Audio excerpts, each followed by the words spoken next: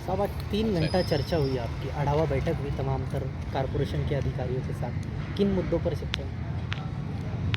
Corporation को लेकर के मालेगांव के लोग बहुत ज़्यादा मायूस हैं। कारपोरेशन के ऑफिसरान, कमिश्नर समेत कोई काम करता नहीं है, ऐसा हमारा मानना है।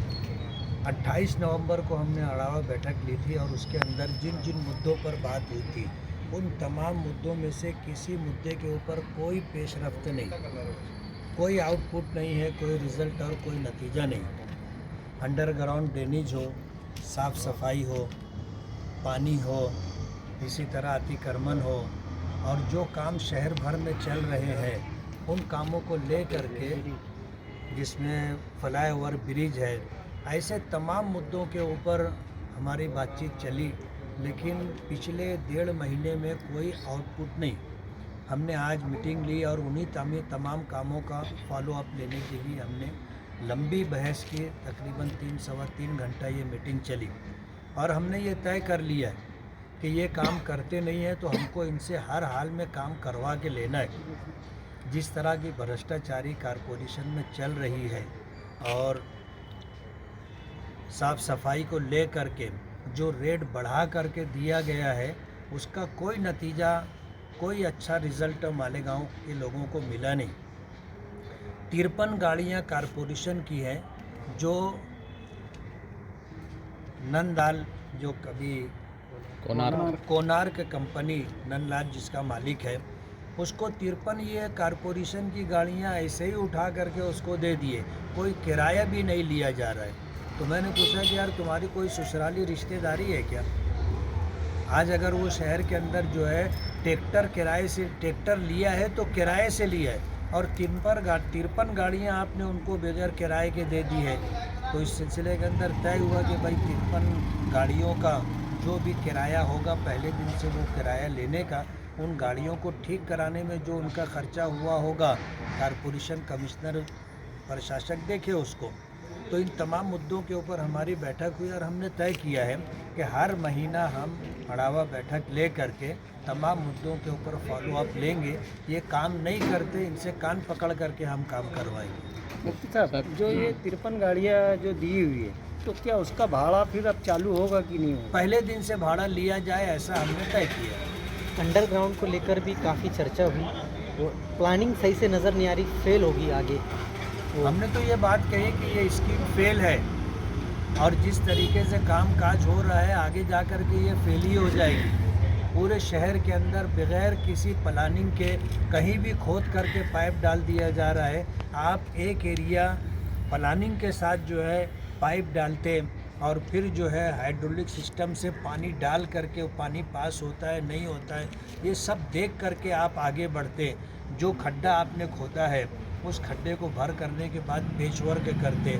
शहरियान की तकलीफ़ का उनको ज़र्रा बराबर भी एहसास नहीं और कारपोरेशन के लोग भी आंख पर पट्टी बांध करके बैठे हैं और कोई उनसे सही तरीके से काम लेने वाला नहीं। ये सारी जो परेशानी पूरे शहर के लोगों को है उसको देख करके हमने ये आढावा बैठक ली थी। सिटी लाइट से ताल्लुक से भी कुछ बातें हुई जी, सिटी लाइट हर मुद्दे पर बात की। क्या है, साफ़ सफाई कहो, पानी कहो, अंडरग्राउंड ड्रेनेज कहो, अतिक्रमण कहो, लाइटिंग कहो और हेल्थ कहो, ये सारे मुद्दों पर हमने बात की। सर, अभी फ़िलहाल जो है मालेगांव शहर में किरीट सोमैया आए थे, उन्होंने कहा कि यहाँ पे रोहिंग्या मुसलमान बसते हैं और उनको दाखिले दिए जाते हैं और उसके बोलने के बाद में दूसरे तीसरे दिन ही SIT गठित कर दी गई है। SIT की जांच जो है वो अब शुरू हो जाएगी 1-2 दिन में। तो क्या ये मालेगांव के साथ में बदला लिया जा रहा है और कोई इसके खिलाफ़ बोलने को तैयार नहीं, सभी लोग खामोश नज़र आ रहे हैं? नहीं, खामोशी नहीं है।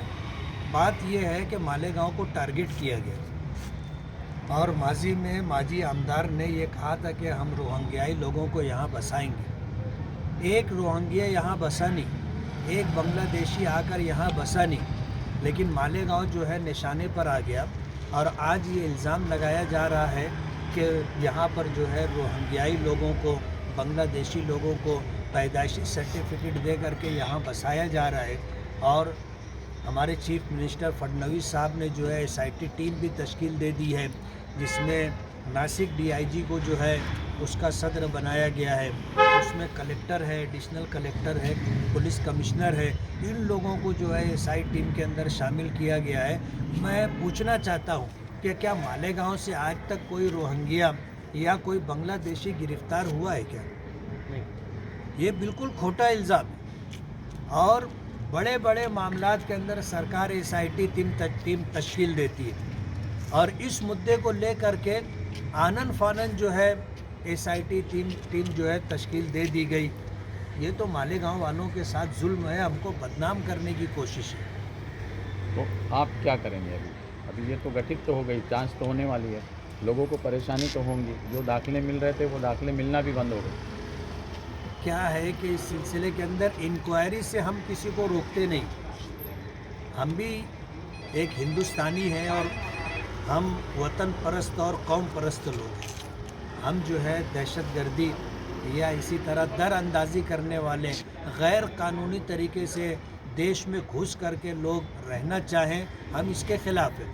इंक्वायरी होना चाहिए, लेकिन जो हिंदुस्तानी शहरी हैं, जो यहाँ पैदा हुए हैं, जिनके माँ बाप यहाँ रहने वाले हैं, उनको तकलीफ़ नहीं होनी चाहिए। इसके लिए जो लड़ाई लड़नी होगी हम उसके लिए लड़ेंगे। जो भी मुखालफिन हैं आपके, वो सिर्फ आपके तरफ इशारा कर रहे हैं कि कोई भी काम अगर है तो वो करेंगे, इस तरफ इशारा आपकी तरफ किया जा रहा है। तो इस मामले में आप क्या ठोस कदम उठाएंगे? क्या नहीं, हमारी जो जिम्मेदारी है हम पूरी करेंगे और हमारा ऐसा मानना है कि हम अपनी जिम्मेदारी पूरी भी कर लेते हैं तो भी हम पर जो है इल्ज़ामात लगेंगे। अपना दामन बचाने के लिए वो हर काम के लिए लोगों को हमारी तरफ भेज रहे हैं, ऐसा आपको भी पता है। और हम अच्छे से अच्छा काम भी कर लेंगे तो बात यही है कि जो हमारे सियासी मुखालिफिन है उसको मानेंगे नहीं, वो यही बोलेंगे कि जब ही टेढ़े टेढ़े उड़ रहे थे। आखिरी ये है कि असम्बली के अंदर किरीट सोमैया हो या फिर नितेश राणे हो, इसके बारे में आप आवाज़ उठाएंगे, कानूनी रास्ता अपनाएंगे या फिर एहतजाज का रास्ता? नहीं, बात ये है कि जमहूरियत में ये सारे रास्ते इख्तियार किए जाते हैं। जहाँ हमें धरना आंदोलन करना होगा, एहतजाज करना होगा, हम एहतजाज करेंगे। कानूनी लड़ाई लड़नी होगी, हम कानूनी लड़ाई लड़ेंगे। और असम्बली कानून साज इदारे के अंदर अपने हक़ के लिए और हम पर जो अन्याय हो रहा है उसके ख़िलाफ़ आवाज़ भी उठाएंगे।